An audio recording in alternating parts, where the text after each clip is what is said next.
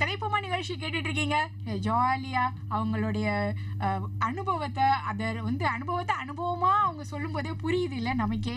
தொடர்ந்து பேசுவோம். நடிகை ஷீலா ராஜ்குமார் அவங்க கிட்ட சொல்லுங்க மேம், நீங்க நிறைய பிரேக் பண்ணணும்னு சொல்லியிருந்தீங்க. நீங்க அந்த மாதிரியான டான்ஸ் சம்பந்தமான படங்கள் இன்னும் கிடைச்சா இன்னும் நல்லா இருக்கும் அப்படிங்கிற மாதிரி. ஓகே, அதே மாதிரி நான் உங்களோட இன்டர்வியூஸில் பார்க்கும்போது என்னென்னலாம் கேரக்டர் பண்ணணும்னு நினைக்கிறீங்க, ஜான்சி ராணி மாதிரி பண்ணணும், அதே மாதிரி அந்த மாதிரி ஹிஸ்டாரிக்கல் இவங்கள மாதிரி பெண்மணிகள் பற்றிலாம் பண்ணணும் அப்படின்னு அதிகமாக படிக்கிற பழக்கமும் உங்ககிட்ட இருக்கு. என்ன மாதிரியான புத்தகங்கள் படிக்கிறத நீங்கள் விரும்பி படிப்பீங்க? எனக்கு இந்த மோட்டிவேஷ்னலான புத்தகங்கள் நிறைய படிப்பேன். அப்புறம் சிறுகதைகள், கட்டுரை எப்பயாச்சும் தான் லைக் எனக்கு தேவைப்படுது அப்படின்னா கட்டுரை சார்ந்த புத்தகங்களை தேடி படிக்கிறது உண்டு. ஏன்னா நான் ஒரு படம் பண்ணிட்டு இருக்கேன், கெவி அப்படின்னு சொல்லிட்டு. அது ஒரு காடு சார்ந்த ஒரு ட்ரைபிள் சார்ந்த ஒரு இடத்துல நடக்கிற சம்பந்தம் இருக்கிறதுனால அது காடுனா என்னென்ன விஷயங்கள் இருக்கும், அதை பத்தி என்ன தெரிஞ்சுக்கலாம் அப்படிங்கும்போது அதை சார்ந்து எழுதுற நிறைய ரைட்டர்ஸ் இருக்காங்க. அந்த தேடல் அதை நோக்கி இப்போ கதை சார்ந்தே ஏதாவது ஒரு விஷயம் இருக்கு அப்படின்னா அதை ரொம்ப இன்ட்ரெஸ்டடா எடுத்து படிக்கிறதுக்கு எனக்கு ரொம்ப பிடிக்கும். ஆஃப்டர் தட் கவிதை பெருசா நான் வாசிக்கிறது கிடையாது. ஹைக்கூ கவிதை இல்ல, ஹைக்கூ கவிதை அதுக்கு நான் கவிதையே வாசிச்சுட்டு போயிடுவேன். ஹைக்கூ கவிதை எதுக்குன்னா ஒரு விஷயம் எனக்கு புரியுதுன்ற பட்சத்துல, ஆனா நான் அதுலேருந்து கவிதையிலேருந்து நான் என்ன லேர்ன் பண்ணிக்கணும்னு நினைப்பேன்னா, சொல்ல வேண்டிய விஷயத்த 4 லைன்ல திருக்குறள் மாதிரி நல்லா நச்சுன்னு ரசிக்கிற மாதிரி ஷார்ட் அண்ட் ஸ்வீட்டா அப்படின்னு சொல்லுவாங்கல்ல, அந்த மாதிரி ஒரு அதை நான் பேசுறதுலயும் கொண்டு வரணும்னு நான் ஒர்க் பண்ணுவேன். கவிதை நடையில பேசணுமா? கவிதை நடைன்னு நான் எப்படி சொல்றேன்னா, லைக் அது கவிதை நடையா தான் இருக்கணும்னு இல்ல, சாமானிய மக்களுக்கும் புரியணும். ஆனா நான் சொல்ல வர விஷயம் ரசிக்கிற மாதிரி ஸ்வீட்டா அப்படி பேசணும். அதுக்கு நான் இன்னைக்கு வரைக்கும் முயற்சி பண்ணிட்டு இருக்கேன். நிறைய பேசணும் அதுக்கு, அப்பதான் ஷார்ட்டா ஸ்வீட்டா. ஆமா, சோ அதுவும் சொல்லிட்டாங்க, நீ நிறைய பேசினா மட்டும்தான் எது கட்டு எடிட்டு எதை இது பண்ணலாம் அதெல்லாம் நீ அனலைஸ் பண்ணிக்க முடியும் அப்படின்றது. பேசி பேசி நீங்க கேட்டு பாருங்க. ஆமா, இங்க இத பண்ணிருக்கலாமோ, நம்மளே எடிட்டர் ஆயிடும். ஆமா, இன்னைக்கு வரைக்கும் நான் என்னோட இன்டர்வியூஸ் எல்லாம் எடுத்து போட்டு மேபி இதை நான் அடுத்த முறை கரெக்ட் பண்ணிக்கணும், இந்த இடத்துல இப்படி பண்ணாம இருந்திருக்கலாம், இல்ல இதை நம்ம சொல்லியிருக்கலாமோ, நம்ம ஏன் அதை விட்டோம், அதெல்லாம் எடுத்துக்குவேன். நான் எடுத்துட்டு அடுத்த இன்டர்வியூல அதை நம்ம எப்படி அதை மாத்தலாம். ஆமா, ஸோ அந்த மாதிரி தான் போய்கிட்டு இருக்கு. ரொம்ப ஹாப்பி. நான் படிப்பேன். எல்லா யார் அந்த டைம்ல ஒரு கதை சார்ந்து எனக்கு தேவைக்கு என்னவோ அதை நீங்க படிப்பீங்க. அதே மாதிரி கொஞ்சம் காமா தேவைப்படும் போது, டைம் இருக்கும்போது, மைண்டை மாற்றும் போதும் படிப்பீங்க. ஓகே மேம், இப்போ நீங்க அங்க ஹாஸ்டல் லைஃப் ஃபுல்லா, இப்போ இங்க நீங்க தனியா தான் இருந்து இது பண்றீங்க. உங்களோட ஃப்ரெண்ட்ஸ் எல்லாம் கல்யாணம் ஆகி அப்படி அந்த மாதிரி எல்லாம் செட்டில் ஆகிருப்பாங்க. ஸோ அவங்க எல்லாம் உங்களை பார்க்கும்போது என்ன சொல்லுவாங்க? அவங்க எல்லாருமே என்னன்னா ரொம்ப ஹாப்பியா இருக்கு, ரொம்ப ப்ரௌடா இருக்கு, நீ இப்படிலாம் போவேன்னு நான் நினைக்கவே இல்லை, நாங்களும் எங்களை மாதிரி தான் இருப்ப அப்படின்ற மாதிரி தான் நினைச்சோம், ஆனா இன்னைக்கு நீ இப்படி இருக்க அப்படிங்கும்போது எங்களால தான் ஒரு விஷயம் பண்ண முடியல, நீயாவது நீ நினைச்ச விஷயத்த பண்றிய அப்படிங்கும்போது ரொம்ப ஹாப்பி அப்படின்னு தான் சொல்லுவாங்க. ஸோ நான் இது நான் அவங்க சொல்லும் போது என்ன நினைப்பேன்னா, அவங்களுக்காகவும் சேர்த்து நான் ஏதாவது ஒரு நல்ல இன்னும் நிறைய பண்ணணும் அப்படின்ற ஒரு பட் நம்மள நினைச்சு அவங்க ரொம்ப பெருமைப்படுறாங்க இல்லையா, நம்ம கூடவே இருந்தாலும் அவங்க நினைக்கிறது அதான் ஸ்கிரீன்ல நீங்க எப்படி நாங்க நினைக்கிறத கொண்டு வர மாதிரி உங்க கூட இருக்கிறவங்களுடைய அந்த மனக்குமுறலையும் நீங்க என்ன சொல்றீங்க வெற்றிகரமா கொண்டு வரீங்க. ஆமா, அது அவங்க மனக்குமுறலா சொல்ல மாட்டாங்க. இன்னைக்கு என் லைஃப் இப்படி இருக்கு, நான் அவ்வளோதான் அப்படின்ற மாதிரி சொல்லுவாங்க. அவங்க கடந்து வந்த பாதையில் அவங்களோட எக்ஸ்பீரியன்ஸை வச்சு சொல்லுவாங்க. ஆனால் நான் என்னோட எக்ஸ்பீரியன்ஸ்னு ஒன்று வச்சு பார்க்கும்போது சரி ஓகே, ஏன்னா நான் ஸ்கூல் டேஸில் நான் பார்த்துருப்பேன் இல்லையா, என் பக்கத்துலேயே உட்காந்த பொண்ணெல்லாம் பேசும்போதெல்லாம் ரொம்ப எக்ஸைட்டடாக பேசுனாங்க. ஷீலா நீலாம் நான் நினைக்கவே இல்லைப்பா, நீலாம் நடிப்பண்ணு, நான் உன்னை அந்த சீரியல்ல தமிழ்ல அழகிய தமிழ்ல பார்த்துட்டு ரொம்ப என் வீட்டுலலாம் சொன்னேன், நான் என் பக்கத்துலதான் உட்காந்துருப்பா, இவ்வளவு போல்டாவே அவ பேசவே மாட்டா, ரொம்ப சைலண்டா இருக்கிற பொண்ணு, பேசுன்னு சொன்னா காத்து தான் வரும். அந்த மாதிரி வந்து நம்ம பேசுவோம் எப்படின்னா நம்ம ஃப்ரெண்ட்ஸ்குள்ள அந்த ஒரு தெரிஞ்ச 4 பேருக்குள்ள நம்மள யாருன்னு தெரியும். ஆனா ஒரு 70 பேர் 60 பேர் படிக்கிற கிளாஸ்ல வந்து எல்லாருக்கும் எல்லார பத்தி என்னை பத்தியும் தெரியாது, நானும் எல்லாருக்கும் எல்லார பத்தியும் எனக்கும் தெரியாது.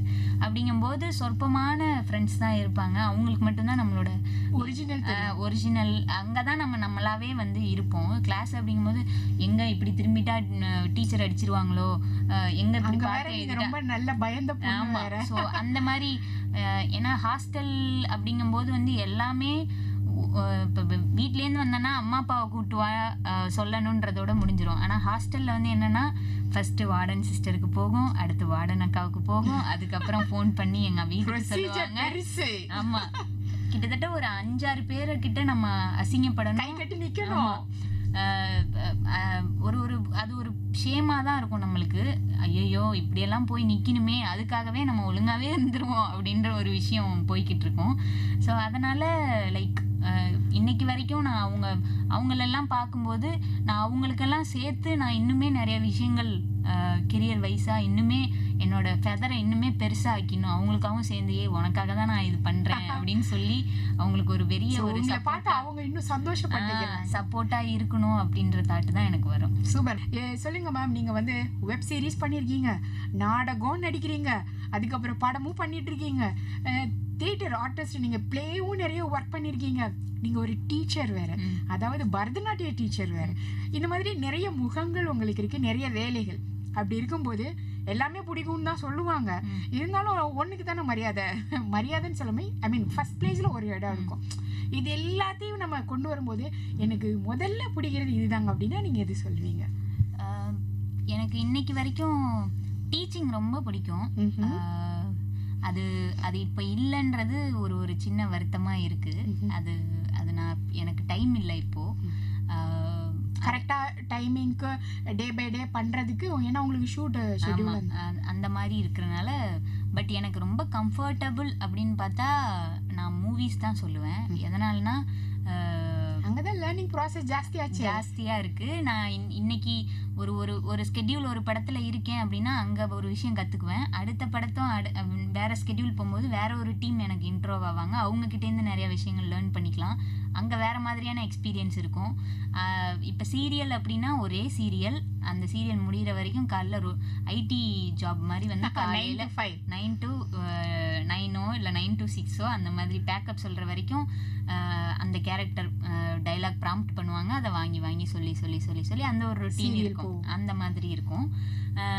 ஏன்னா நம்ம தான் லீட் பண்றோம் அப்படிங்கும்போது நம்ம ஃபேஸை தான் மக்கள் வந்து ஐடென்டிட்டி நீங்க தான். ஆமா, அப்படிங்கும்போது மக்கள் நம்மளை ஃபாலோ பண்ணுவாங்க. அப்படி அந்த சீரியல் இத்தனை மணிக்கு போடுவாங்க, இந்த பொண்ணு நடிக்குது அப்படின்னு சொல்லிட்டு நிறைய பேருக்கு வந்து என் பேரு கூட தெரியாது. இன்னைக்கு வரைக்கும் ஊர் சைட்லாம் போனேன்னா பூங்கொடின்னு தான் கூப்பிடுறாங்க. பூங்கொடி மக்கள் வந்து படம் அதிகமா பாக்குறத விட இப்பெல்லாம் இந்த நாடகங்கள் சீரியஸ் தான் பார்க்க ஆரம்பிச்சிட்டாங்க. சோ அந்த மாதிரி ஒரு இதா இருக்கும். வெப் சீரிஸை பொறுத்த வரைக்கும் வெப் சீரிஸும் அப்படிதான். இப்போ ஒரு 3 மாசம் ஒரு வெப் சீரிஸ் நான் கமிட் பண்றேன் அப்படின்னா அந்த 3 மாசம் ரொட்டீன் அவங்க அந்த ஷூட்ல தான் நான் இருப்பேன், அந்த டீம் கூட தான் இருப்பேன். அப்படிங்கும்போது அதுதான் ரொட்டீனா அங்க அந்த லேர்னிங் ப்ராசஸ் தான் இருக்கும். ஆனா மூவிங்கும் போது நான் இங்க ஒரு 25 நாள் இந்த படத்துல ஒர்க் பண்றேன்னா அடுத்த படம் கமிட் பண்ணி அங்க போய் வந்து வேற விதமான மனிதர்கள் பழக்கம். நான் மலையாள இண்டஸ்ட்ரியிலையும் படம் பண்ணிட்டு இருக்கேன். அடுத்தடுத்த லாங்குவேஜ்லயும் நம்ம ஃபோக்கஸ் பண்றதுனால அங்க இங்கன்னு போகும்போது அந்த சூழல் வேற மாதிரி இருக்கும். அங்க போய் நம்ம வந்து அந்த மனிதர்களை சந்திக்க போது அவங்க கூட வந்து பழகும் போதெல்லாம் வந்து வேற மாதிரியான ஃபீல் இருக்கும். இங்க அப்படியே வரும்போது நான் எப்படி சொல்றேன்னா லொக்கேஷனாவே மாறுது இல்லையா, லைக் கேரளா, தமிழ்நாடு, அந்த மாதிரி ஆனா ஒரு சூழல் இருக்கும். ஸோ மூவிஸ் வந்து ரொம்ப கம்ஃபர்டபுள், நிறைய இடங்களை எக்ஸ்ப்ளோர் பண்ணலாம், நிறைய மனிதர்களை சந்திக்கலாம். நம்மளை நிறைய இடத்துல மல்டி டாஸ்கா வந்து நம்மளை வச்சு நிறைய விஷயங்கள் லேர்ன் பண்ணிக்கலாம். நம்மளே ஷேப் பண்ணிக்கிறோம். அதாவது உங்ககிட்ட அந்த அப்சர்வ் பவர் சேஞ்ச் பண்ணிக்கலாம். எது வேணும் வேணாங்கிற பிரிச்சு பாக்குறதுக்கான அந்த கெப்பாசிட்டி இருக்கிறதுனால நீங்க நிறைய தெரிஞ்சுக்கிறீங்க பிராக்டிகலா. ஆமா ஆமா. சோ அது ரொம்ப எனக்கு ரொம்ப பைசாவே கொடுக்க தேவையில்லை, நேரமே செலவு பண்ண தேவையில்லை. ஏன்னா நம்ம ஒர்க் பண்ற இடத்துலதான் இது எல்லாமே நடக்க போகுது. அப்படிங்கும்போது இது ஒரு பெரிய வாய்ப்பு. என்னோட growth-ஐயும் ஷீலாவோட growth-ஐயும் வந்து நான் டெவலப் பண்ணிக்கிறதுக்கு இதெல்லாம் வந்து ஹெல்ப் பண்ணுது. Okay, super ma'am. இப்போ நீங்க சொன்ன மாதிரி தான் நீங்க நிறைய லாங்குவேஜ் மொழிகளில் நீங்க நடிச்சிட்டு வர்றீங்க இல்லையா? ஒரு இடத்துலையுமே இப்போ தமிழ் டப்பிங் அப்படிங்கும்போது நீங்கள் தமிழ்நாட்டு பொண்ணுங்கும் போது உங்களுக்கு தமிழ் படத்தில் பிரச்சனை இருக்காது. மற்ற மொழி படங்களில் பண்ணும்போது உங்களுக்கு? நான் மலையாளத்துல 2 படம் பண்ணியிருக்கேன். கும்பலங்கி நைட்ஸு, அப்புறம் இப்போ ஒன்று ரிலீஸ் ஆகல, பெர்முடான்னு ஒரு படம். அதுல எனக்கு என்னன்னு தெரியல, வந்த 2 படமுமே நான் தமிழ் பொண்ணாதான். அதுல கேரக்டரே தமிழ் தான். எனக்கு டைலாகும் தமிழ் தான். ஆனா அங்க மலையாளம் பேசுவாங்க. அவங்களுக்கு நான் கவுண்டர் வந்து நான் என்னோட லாங்குவேஜ் தமிழ்ல தான் சொல்லணும். பட் எனக்கு மலையாளம் வந்து கொஞ்சம் கொஞ்சம் தெரியும்ன்றதுனால என்னால புரிஞ்சிக்க முடியும். குறைச்சு மலையாளம் நன்னாயிட்டு குறைச்சி மலையாளம் அறியும். ஸோ அதனால எனக்கு இன்னொன்று என்னன்னா, இந்த இடம் இது என்னத்தை மீன் பண்ணுது இந்த வார்த்தை, அதெல்லாம் வந்து கேட்டு அதையும் ஒர்க் பண்ணிப்பேன் நான். இப்போ இந்த சீனில் நான் இவங்க கூட ஆக்ட் பண்ண போகிறேன்னா அவங்க கூட போய் கொஞ்சம் தங்கிலீஷில் வந்து லைக் என்ன சொல்றாங்க அப்படின்றதெல்லாம் வந்து உங்களுக்கு முன்னாடியே டைலாக்ஸ் கொடுத்துறதுனால அதுக்கேற்ற மாதிரி உங்களால மூவிஸ்ல இது நடக்கும். சீரியல்ஸ்ல எப்படின்னு எனக்கு தெரியல, ஏன்னா நான் வேற லாங்குவேஜ் சீரியல் நான் பண்ணல. பட் மூவிஸ்ல இது நடக்கும். இவங்க இந்த இடத்துல தான் கவுண்டர் கொடுப்பாங்க, ஏன்னா அவங்க மலையாளத்துல தான் பேசுவாங்க, நம்ம தமிழ்ல பேசணும் அப்படின்னு. கும்பலிங்கி நைட்ஸ்லயும் அப்படிதான் இருந்தது. பெர்முடான்னு ஒரு மூவி பண்ணேன். அடுத்து ஆனா நான் ஃபோக்கஸ் பண்றது என்னன்னா, நெக்ஸ்ட் நான் மலையாள படம் பண்ணேன்னா ஃபுல் மலையாளியாவே லைக் மலையாளம் பேசியே நான் டப்பிங் பண்ணியே நடிக்கணும். அதுக்கு நான் வேலை பார்த்துட்டு இருக்கேன். Okay, super. சோ மலையாளம் கத்துட்டு இருக்கீங்க? ஆமா, ப்ராப்பரா கத்துட்டு இருக்கேன். எழுதுறதுக்கு நான் அது ரொம்ப கஷ்டங்க.